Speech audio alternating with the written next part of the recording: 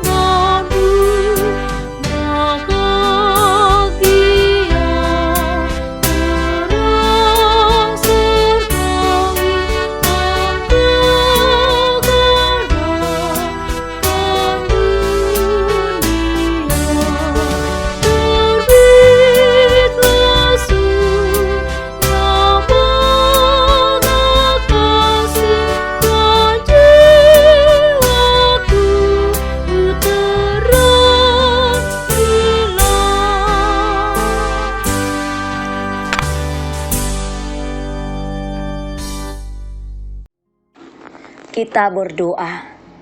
Terpujilah Engkau ya Allah Bapa dalam Kristus Yesus Tuhan kami. Terima kasih buat berkat-Mu, buat malam yang gelap yang boleh kami lalui. Dan pada hari ini kami akan menikmati berkat-Mu lewat berbagai aktivitas kami. Sebelum kami melanjutkan aktivitas itu, biarlah firman-Mu untuk kesempatan ini boleh menuntun kami dan memampukan kami untuk hidup dalam kehendak Tuhan. Inilah kami Bapa. Kami telah siap untuk mendengarkan firman-Mu. Berfirmanlah Bapa dalam Kristus Yesus Tuhan kami. Amin. Saudara, firman Tuhan bagi kita pada hari ini dikutip dari kitab 2 Timotius pasal 2 ayat 11. Demikian firman Tuhan. Benarlah perkataan ini, jika kita mati dengan Dia, kita pun akan hidup dengan Dia. Hapusan dohaton, anggodungan na dohita Tuhan matean, dungan nama nang Tuhan nguluan. Demikian firman Tuhan. Saudaraku, sadar atau tidak dalam realita hidup kita, mungkin kita melihat bahwa sebagian besar orang akan menghindari penderitaan sebisa mungkin. Namun Paulus mendorong Timotius untuk ikut menderita dan kuat untuk menghadapi penderitaan tersebut dalam pelayanan, yaitu memberitakan Injil. Timotius diharapkan mampu menunjukkan sikap selayaknya prajurit setia bagi Kristus yang berjuang dengan komitmen penuh kepada Kristus. Seperti olahragawan yang harus bertanding sesuai aturan supaya beroleh medali, seperti petani yang harus bekerja keras sebelum dapat menikmati hasil usahanya. Yesus menyelamatkan manusia melalui jalan penderitaan. Namun, alih-alih memaknai penderitaan sebagai proses dari Tuhan, banyak orang menghindari penderitaan karena menganggapnya sebagai ketiadaan berkat Tuhan. Dia berpikir, bukankah Kristus telah menderita bagiku supaya aku tak lagi menderita? Anggapan ini memang benar jika dimaknai dengan benar. Yesus telah berkorban demi menebus dosa, maka kita tak perlu menderita karena dosa. Sayangnya saudara, kita sering lupa bahwa hidup merdeka dari dosa bukan berarti bebas dari penderitaan. Bahkan menghidupi kebenaran dan kekudusan menuntut kita berani menghadapi banyak penderitaan duniawi. Dengan demikian, menderita karena Kristus adalah bagian dari iman. Kita memerlukan untuk berproses menjadi pribadi yang sabar, pribadi yang tekun, pribadi yang tangguh. Hidup tanpa penderitaan adalah sesuatu yang tak mungkin. Sebab sejak manusia jatuh ke dalam dosa, justru selama kita hidup, penderitaan adalah bagian dari hidup kita. Setiap orang pasti punya penderitaannya sendiri, namun dalam kasih Tuhan ada pertolongan, dan dalam kuasa-Nya kita akan dimenangkan asal saja kita mau berjalan bersama Tuhan. Kita akan kuat bukan karena diri kita sendiri, melainkan karena kasih karunia Tuhan. Penderitaan dan kematian Yesus karena ketaatannya kepada Bapa di sorga bukanlah akhir, namun Yesus yang dibangkitkan dan menang. Maka kemenangan Yesus juga akan menjadi kemenangan orang-orang yang setia untuk taat pada Allah dalam situasi apapun. Amin, kita berdoa.